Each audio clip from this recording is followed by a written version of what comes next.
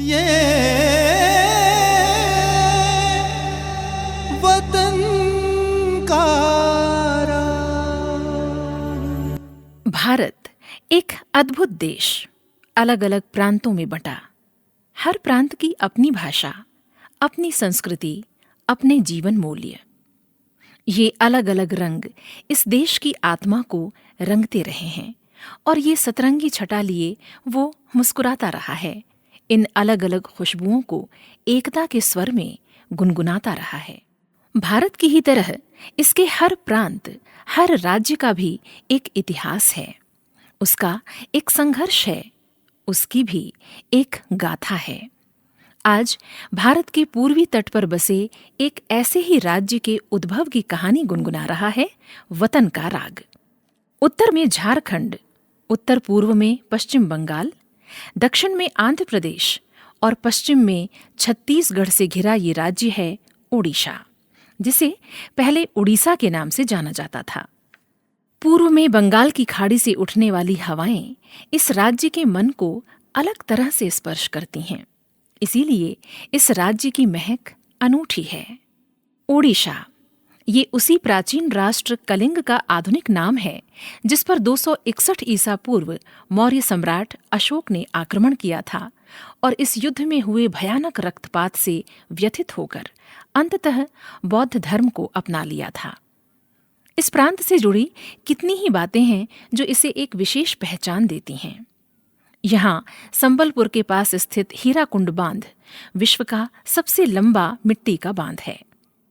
पुरी के जगन्नाथ मंदिर की रथ यात्रा विश्व प्रसिद्ध है। कोणार्क का सूर्य मंदिर, जिसे हर सुबह सूर्य की पहली किरण नमन करती है, इसे देखने प्रतिवर्ष लाखों पर्यटक यहाँ आते हैं। यहाँ के मंदिरों की प्रस्तर प्रतिमाएं अपने अद्भुत शिल्प के लिए विश्वविख्यात हैं। भुवनेश्वर बरसों से पर्यटन के लिए सैलानियों को आकर्षित करता रहा है। इस राज्य में उठने वाले तीव्र चक्रवात भी इसे चर्चा में बनाए रखते हैं। और अगर हम कला क्षेत्र की बात करें तो यहाँ के मंदिरों से निकली नृत्य शैली ओडिसी आज भारत की प्रमुख शास्त्रीय नृत्य शैलियों में से एक है, तो उधर छाऊ अपने युद्धपरक नृत्य शैली के कारण आकर्षण का केंद्र है। इस तरह अपना विशेष रंग, रूप और महक लिए ये राज्य आज जिस तरह पहचाना जाता है, इसके अस्तित्व की भी एक लंबी कहानी है। उड़िया भाषा और उड़ीसा को एक नई पहचान दिलाने वाले एक ऐसे ही महापुरुष थे मधुसूदन दास। इन्हीं मधु बाबू की चर्चा आज के कार्यक्रम में।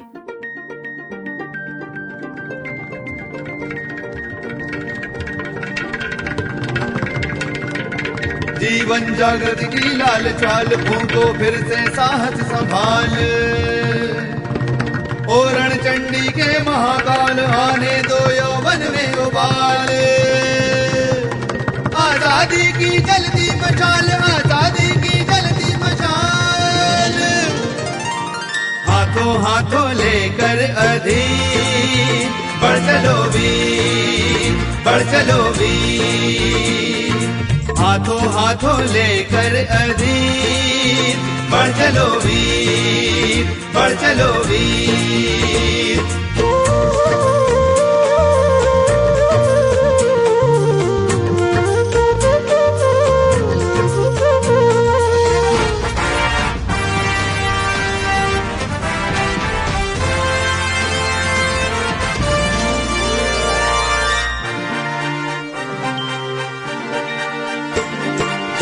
शूरों का समर साज क्यों डगमग पगधर रहे आज। झूले शूरों का समर साज क्यों डगमग पगधर रहे आज। जागृत कर फिर सोया समाज, लेने निकले खोया स्वराज। कायर फिर क्यों लगती न लाज, कायर फिर क्यों लगती न लाज। आंखों से यो ढारते नीर बढ़ चलो वीर, बढ़ चलो वीर। हाथों हाथों लेकर अधीर बढ़ चलो वीर, बढ़ चलो वीर।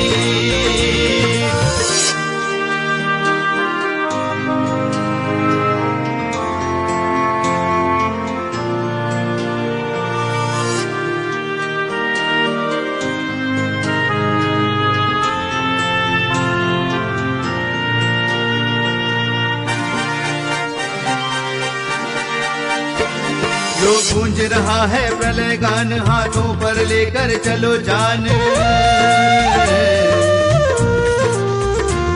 जो गूंज रहा है प्रलय गान, हाथों पर लेकर चलो जान। होने तो फिर से घमासान, लोहू लुहान होकर जवान। जूझे रच करे संविधान, जूझे रच करे संविधान। ओ लक्ष्य भ्रष्ट अब के नाती, बढ़ चलो वीर, बढ़ चलो वीर। हाथों हाथों लेकर अधीर, बढ़ चलो वीर, बढ़ चलो वीर।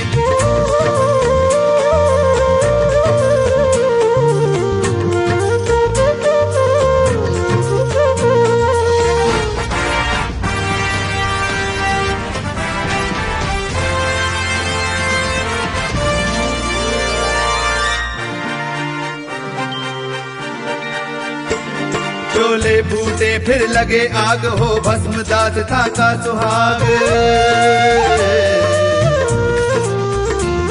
चोले फूटे फिर लगे आग, हो भस्म दास था का सुहाग। छेड़ो ऐसा उन्मत्त राग, आलस्य छोड़ जग उठे त्याग। बूढ़े भारत के जगे भाग, बूढ़े भारत के जगे भाग। बंधन टूटे टूटे जंजीर, बढ़ चलो वीर, बढ़ चलो वीर। हाथों हाथों लेकर अधीर, बढ़ चलो वीर, बढ़ चलो वीर। मधुसूदन दास एक सुप्रसिद्ध स्वाधीनता सेनानी, उड़िया साहित्यकार, बैरिस्टर, पत्रकार, राजनीतिज्ञ और समाजसेवी थे। मधु बाबू के नाम से सर्वत्र विख्यात मधुसूदन दास ने ही सबसे पहले स्वतंत्र उड़ीसा की संकल्पना की और उड़िया भाषा को एक अलग पहचान दी। मधुसूदन दास का जन्म 28 अप्रैल सन 1848 को कटक जिले के सत्यभामापुर गांव में हुआ था। उनके पिता रघुनाथ दास चौधरी और माता पार्वती देवी थीं।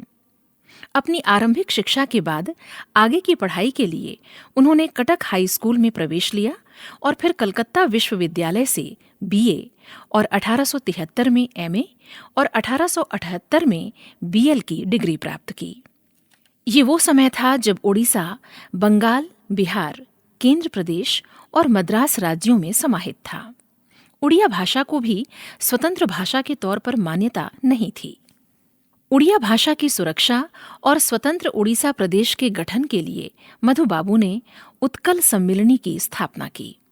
इसमें खल्लीकोट राजा हरिहर मर्दराज, पाटवा महाराज कृष्णचंद्र गजपति, कर्मवीर गौरी शंकर रॉय, कविवर राधानाथ रॉय, भक्त कवि मधुसूदन राव, पल्ली कवि नंदकिशोर बल और गंगाधर मेहर जैसे कई विशिष्ट व्यक्तियों ने योगदान दिया। मधुसूदन दास ने उड़िया भाषी लोगों को एकत्र किया और उत्कल सम्मिलनी में योगदान के लिए अपनी कविता के माध्यम से आह्वान किया। उन्होंने कहा, एहि सम्मिलनी जाति प्राणो सिंधु, कोटि प्राणो बिंदु धोरे, तोरो प्राणो बिंदु मिशाई दे भाई, देई पोणी सिंधु नीरे। अर्थात ये उत्कल सम्मिलनी है जाति प्राण का सिंधु, जो कोटि कोटि प्राण बिंदुओं को धारण करती है। इस सिंधु जल में कूदकर ओ भाई, अपने प्राण बिंदु को उसमें मिला दो। सन 1903 में मधु बाबू द्वारा स्थापित उत्कल सम्मिलनी से उड़ीसा का आंदोलन आगे बढ़ा। इसी वर्ष से वे इस आंदोलन में प्राणपण से जुट गए। उड़िया भाषी अंचलों को एकत्र करके उत्कल सभा का आयोजन किया गया। मयूरभंज महाराजा इसके सभापति बने और मधु बाबू संपादक। इस तरह अपनी जन्मभूमि की स्वतंत्र पहचान और उसके अगाध प्रेम में डूबे मधु बाबू ने वहां के बहुरंगी समाज, जिसमें आदिवासी, जनजातीय, वनवासी और अन्य प्रवासी भी शामिल थे, उन्हें एक नया स्वर देकर क्रांति हेतु जागृत किया। जहाँ रहे मस्तिष्क सदा निर्भीक और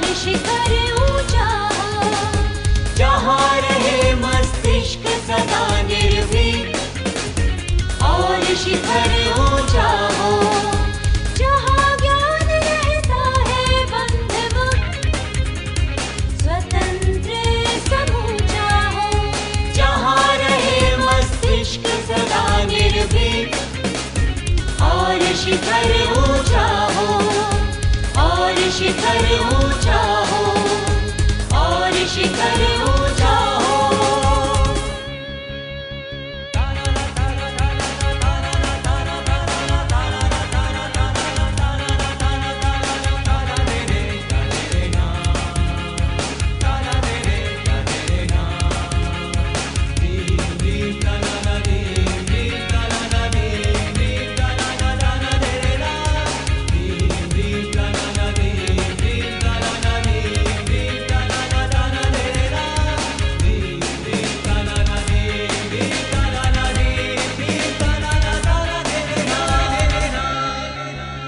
जहाँ संकुचित धरलिप्ति से यम के खंड न बनते हैं, यम के खंड न बनते हैं, यम के खंड न बनते हैं। जहाँ सच्चाई की गहराई से अशब्द निकलते हैं, जहाँ सच्चाई की गहराई से अशब्द निकलते हैं।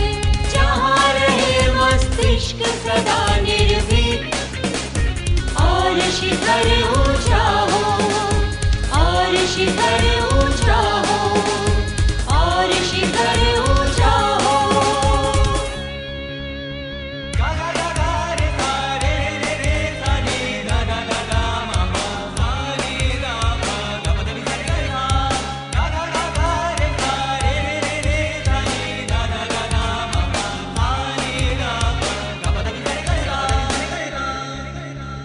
जहाँ पूर्ण की ओर अक्षम अपने हाथ बढ़ाता है, अपने हाथ बढ़ाता है, अपने हाथ बढ़ाता है। जहाँ ज्ञान का स्रोत व्यसन मरु में पथ नहीं भुलाता है, जहाँ ज्ञान का स्रोत व्यसन मरु में पथ नहीं भुलाता है। जहाँ रहे मस्तिष्क सदा निर्भीक, और शिखर ऊंचा हो, और शिखर ऊंचा हो, और शिखर ऊंचा हो।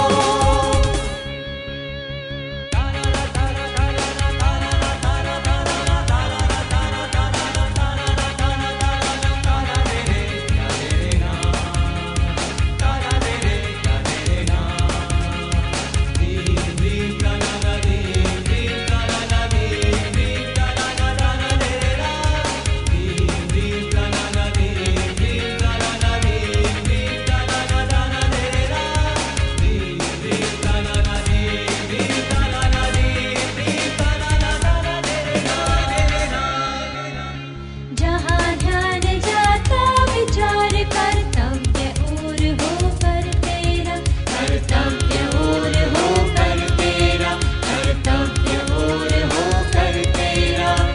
उस स्वातंत्र स्वर्ग में जागृत करता पिता देश मेरा, उस स्वातंत्र स्वर्ग में जागृत करता पिता देश मेरा। जहाँ रहे मस्तिष्क सदा निर्भीक, और शिखर ऊंचा हो, और शिखर ऊंचा हो, और शिखर ऊंचा हो।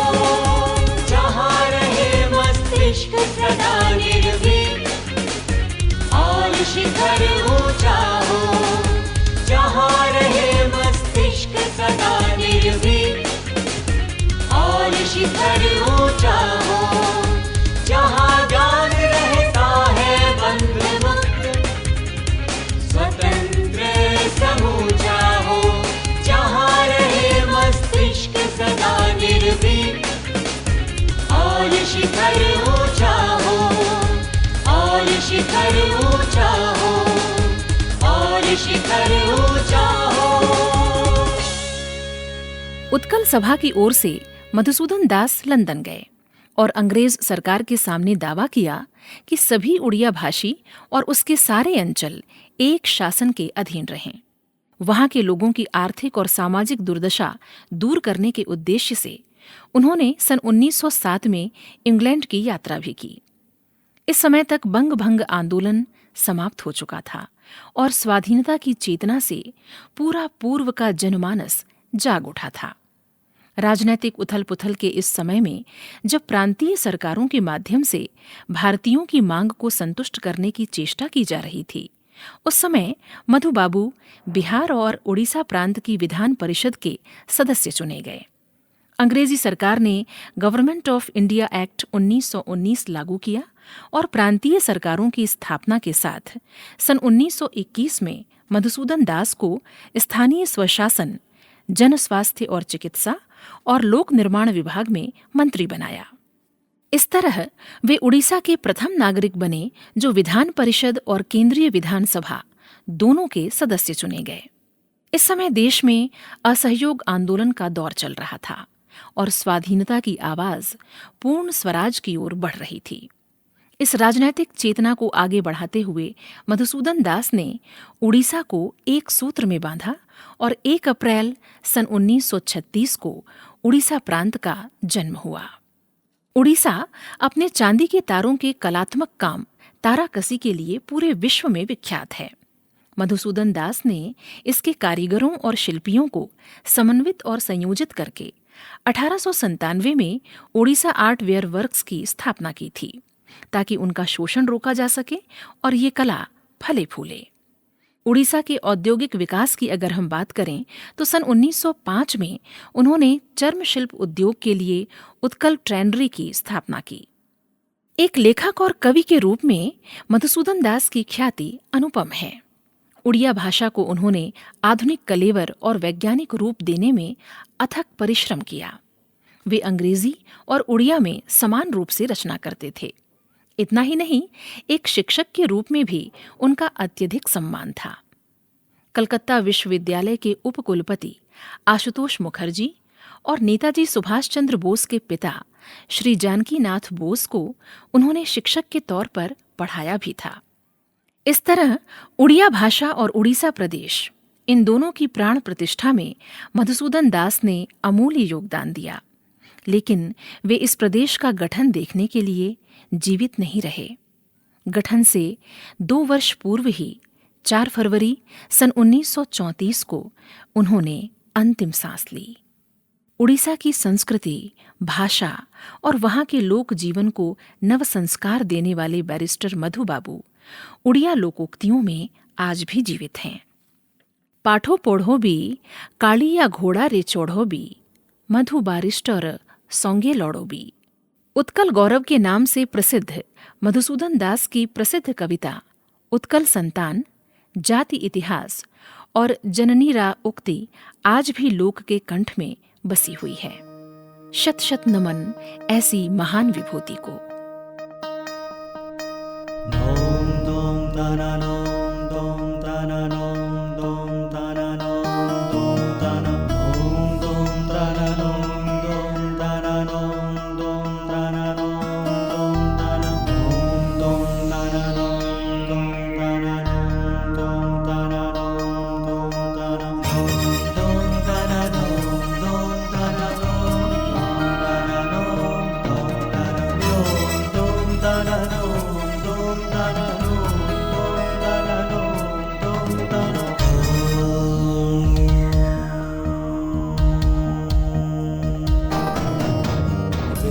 का आनंद गान वेदों की ध्वनि लहराती थी।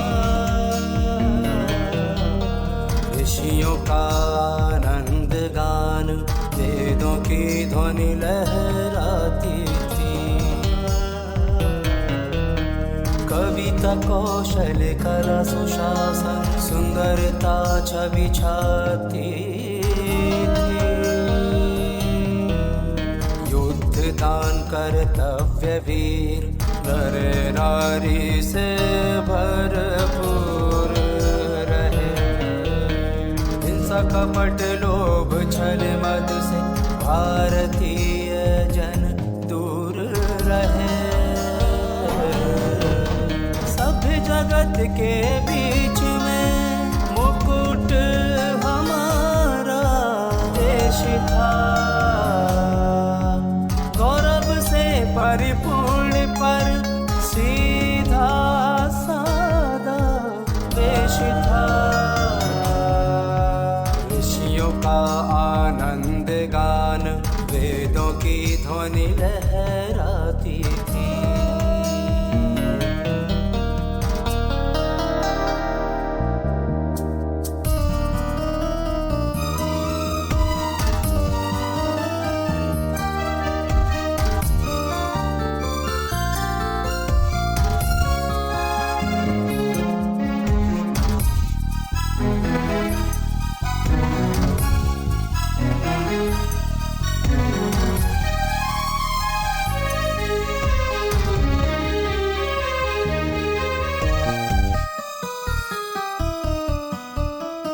अन्न वस्त्र धन धान्यहीन, मुख पर कब तकते रहते हैं। अन्न वस्त्र धन धान्यहीन,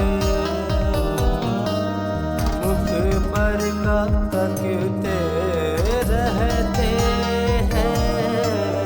विद्या कलाहीन निज गौरव, खोकर पड़े बिलखते हैं। कलह फूट पापों में निश दिन, जीवन बीता जाता है। इधर दूसरा लूट पाट कर निज घर भरता जाता है। महाकाल कैसा पड़ा देश रसातल जा रहा, जो सबका सिर ताज था आज ठोकरें खा रहा।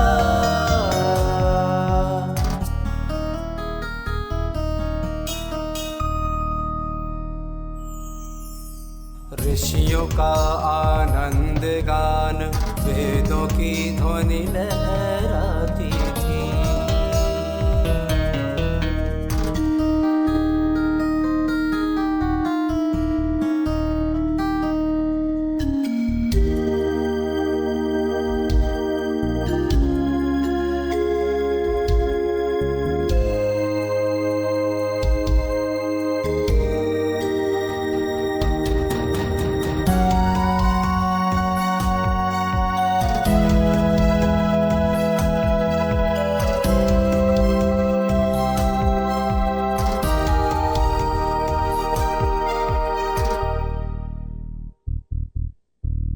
सुख संपत्ति स्वतंत्रता पूरी, देश वेश फिर अपना हो। शांति जगत में फैला दे हम, द्वेष कलह दुख सपना हो। विश्व प्रेम रस चखे चखा दे, मधुर मुरली का बन जाए। सरस सुधा कर पान प्रेममय, प्राणी जीवन बन जाए। मरना जीना देश पर, एक देश का नेम हो। रोम रोम में बालकों के स्वदेश का प्रेम हो। ऋषियों का आनंद गान, वेदों की ध्वनि लहराती थी।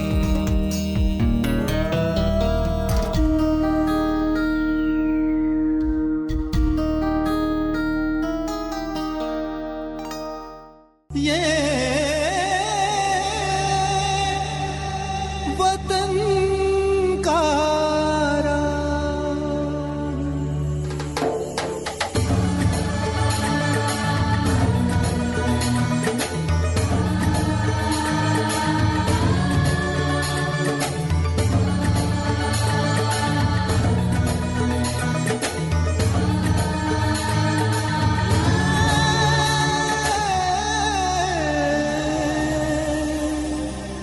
वतन